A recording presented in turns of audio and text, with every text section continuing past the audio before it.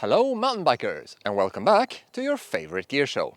Spring is here and the mountain bike industry must have clicked back into high gear because it's been a busy month. We've got some exciting new products to talk you through today with shoes, pedals and a new helmet on the menu. But before we get into the reviews, it's time for our customary industry news roundup with a month in a minute. Only this time there's so much news to get through that we're going to need a little bit more than a minute. Okay then, strap yourselves in, here we go. Norco has brought their high pivot concept to their shorter travel bikes with the introduction of the all-new Sight and Optic. You can head to our site to check out the full review if you want to learn more.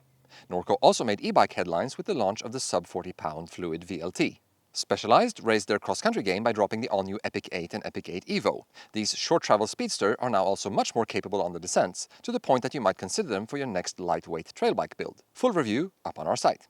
Yeti also wants a slice of the modern XC cake, getting back into the Lycra game for the first time in 10 years with the launch of their all-new ASR. Cannondale also added travel and slackened out the Geo on their new XC bike, the 2024 Scalpel. Not leaving the women behind, Liv has modernized the Peak with more travel and a slacker head angle. Revel updated their Rascal with refined kinematics and universal derailleur hanger compatibility, and they added travel and new color options to the Rail 29. Fazari has rebranded itself to just Ari, and they dropped two new bikes to mark the occasion, a lightweight eMTB called the Nebo Peak, and a full-power aluminum eMTB named the Wire Peak. Also getting into the aluminum game is Atherton Bikes, dropping the all-new S170, a single-crown 170mm bruiser that takes a lot of design input from its carbon-tubed brethren, lugs and all. Rocky Mountain has updated the Instinct, which now features internal storage on the carbon models, new kinematics and more adjustability. Transition has brought new colors and universal derailleur hanger compatibility to its short-travel trail ripper, the Spur. If it's something more boutique you're after, French framemaker Madness Bicycles just dropped their 2024 range of full-suspension steel bikes. Très chic. For the Groms, Da Vinci just launched the all-new Ewok full suspension, built around 24-inch wheels with the option to size up to 26 as your kid grows. Pretty neat. Staying in Canada, We Are One now has rolling chassis packages available with its 130, 152 and 170 arrival frames. Italian manufacturer Formula just dropped a dual-crown Endura fork, the all-new Belva. This 170 to 180mm travel fork weighs in at 2,370 grams and fits a 15x110 front axle. There's exciting news from Push too, as they finally dropped their long-awaited 9.1 upside-down fork. We have the full development story and our first ride impressions up right here on the channel, so check that out if you want to learn more. Manitou also made a splash with a shiny new limited edition Mattock Pro. Not many of these available, so get yours while you can. Fox has added BOA to their excellent Union flat pedal shoe. We'll be putting this one to the test soon, so stay tuned for our impressions. Alpine Stars has developed a new viscoelastic protection technology called Plasma, said to be both comfortable and highly protective. Loic Bruni approves. Crankbrothers wants to save our shred with their new SOS range of tools, designed to help you carry everything you might need for trailside emergency repairs on your bike. Newman launched the new Beskar and Phase wheels, built around new alloy and carbon rims, respectively. Michelin has rolled out new Racing Line Enduro and eMTB tires. We went to South Carolina to test them out, and you can read all about it on our site. Fox Shocks and Raceface just dropped their all-new Mission and T3 tailgate pads, available in 3 sizes and with increased adjustability to fit more trucks. DT Swiss has a new Comp Light spoke that they claim is the strongest spoke they've ever made in this weight category. RockShox is bringing its flight attendant technology to their XC line of suspension on the SID Ultimate, SID SL Ultimate and SID Lux Ultimate. 100% will have you looking fresh with their Spring 24 collection, including updates to the R-Core X, R-Core and Airmatic lines. And finally, good news for all you riders looking to keep track of just how fast, or slow, you really are. Italian data acquisition specialists BYB Tech has just dropped their all-new chrono timing system, combining highly accurate GPS sensors with speed sensors and external timing triggers. At least, now you'll know. Whoa, that was a busy month indeed. And we're not done yet. Time to get into the reviews. First up, we're going to check in with legendary moto tuning brand Yoshimura, who, as you might already know, has been making flat pedals and stems for mountain bikes already for some years now. Well, they've just relaunched their Chilao flat pedal, featuring an innovative solution to keeping your pedals free of any bearing play. Let's check it out. The updated pedal is called a Chilao SS for static spring. This refers to a clever preload system that holds the pedal in place with a spring, instead of the usual lock nut that would snug up directly against the bearing. This system means that the bearings and seals are protected from any side load forces, as the pedal bottoms out on a flange on the spindle, and it also helps the pedal remain free of any slop as the bearings and bushings get older and start to wear out. Looking over the rest of the pedal, it remains very similar to its predecessor. The machining has been updated to save a little weight, and the pins are now a bit longer and sharper than on the previous version. The spindle has also been made 3 mm longer to increase the Q factor of the Chilao SS. The finish of the pedal is deep and uniform, with new laser-etched graphics sharpening up the looks. The pedal comes in two sizes. We tested the size large.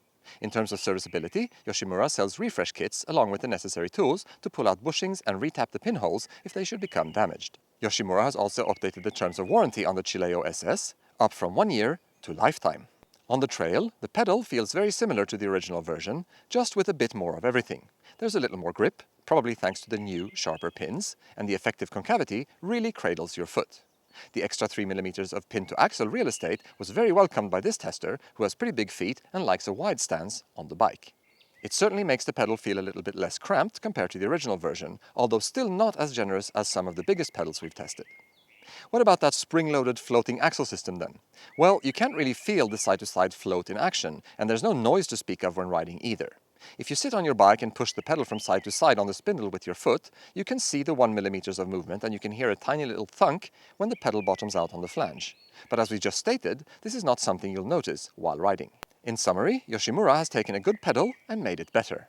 The Chilao SS offers a little more room for the feet, improved grip, and most importantly, an innovative and patent-pending axle system that all but eliminates the effect of sloppy bearings and worn-out bushings. The price has also gone up a little bit, but the attention to detail, the finish, and the performance provide excellent value for money.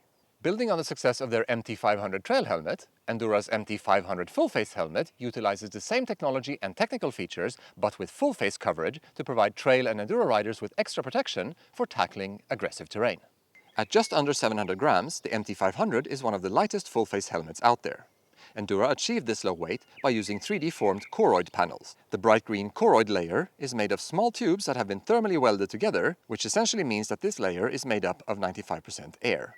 The tubes are designed to crumple and absorb impacts in a controlled manner while increasing airflow. On top of the choroid core, a MIPS brain protection system is used to mitigate energy transfer during angled rotational impacts. Beyond the breathability provided by the choroid core, the helmet has multiple vents to ensure maximum airflow, including a large air intake zone under the visor and an air scoop on the top of the helmet. Similar to the half-shell version, the MT500 full face uses an adjustable retention cradle for fine-tuning fitment. This creates a fit that feels more similar to a trail helmet than a dedicated downhill lid, but allows for easy on-the-go adjustability. A fidlock buckle provides security and easy on-off accessibility, and all comfort pads are removable and antimicrobial. There are 3 sizes and 3 colorways to choose from. After spending time wearing the MT500 on trail and enduro rides, we were impressed by its comfort and airy feel, making it ideal for rides with lots of pedaling. The helmet is noticeably lighter than a typical downhill helmet, making it great for long days in the saddle. With that said, it was on the verge of being too light when riding really gnarly trails. The trail-style cradle adjustment and fidlock buckle caused the helmet to fit comfortably snugly around a specific area on our head, instead of having the equally snug fit of a traditional downhill helmet that adds a sense of protection. Wearing goggles with the helmet did help us give us a more secure fitment, and the field of view was outstanding across various brands of goggles we tested with. Overall, the Endura MT500 MIPS full-face helmet is ideal for riders looking for a more protective option to replace their traditional half-shell trail helmet. We never had to put the helmet to the test in a crash scenario, but based on the success rates of the choroid technology, we feel confident in its ability to provide protection when needed. If you're looking to bump up your helmet protection without sacrificing breathability or adding a ton of weight, the MT500 is one of the best options on the market.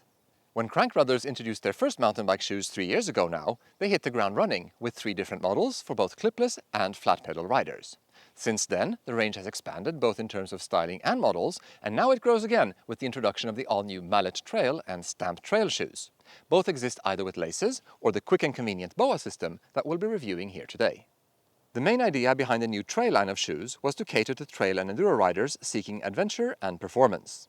This drove the design decisions on several fronts. Starting from the uppers, the new shoes feature ripstop panels to provide extra abrasion protection and improve water resistance. The toe box has been beefed up, while the tongue is a bit thinner than on the regular versions of the Stamp and Mallet.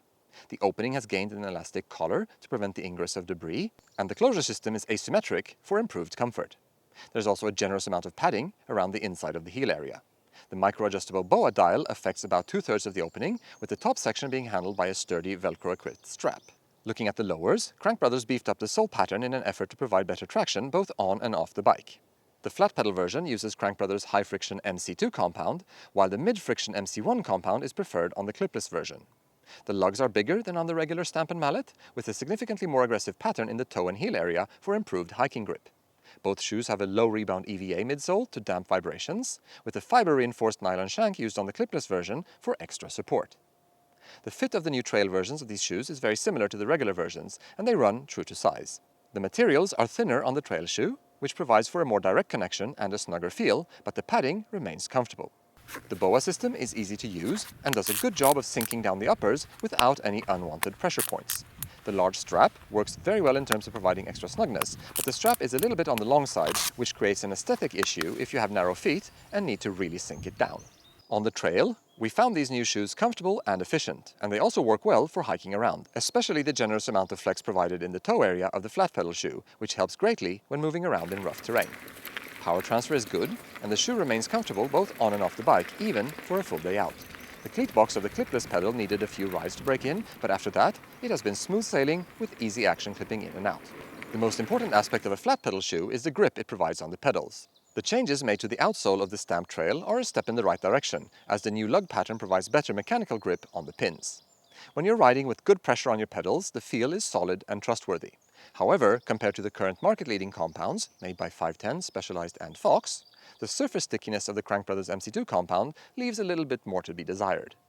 They don't latch on in the same tenacious way when things don't go to plan, and they require a bit more pressure to really cling to the pedals. The compound still offers good enough performance for most kinds of riding, but if it's a super sticky sole you're after, this isn't the one for you. Other than that, the shoe really delivers on all fronts, leaving us wondering just how good it could be with some really sticky rubber. Okay then, that's the end of the show. We hope you enjoyed it. Thanks for taking the time to tune in. As always, don't forget to like, comment and subscribe. And until next time, happy trails!